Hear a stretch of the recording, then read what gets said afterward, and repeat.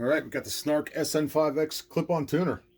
If you haven't bought 3 of these, lost them, or had them stolen by your friends and replaced them already, are you really even trying? That's all I want to know. It's a pretty simple concept. You just clip it onto the instrument, turn it on, and it reads. I got this one in particular to use with my bass guitars. Some of these clip-on tuners that you get don't pick up the bass response very well, but I found that this one does.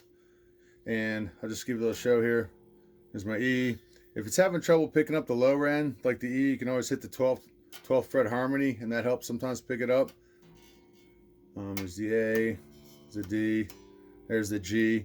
So this thing's pretty cool. If you want to change the battery, there's a little compartment on the back. You just slide it out, and the battery sits here in a little tray.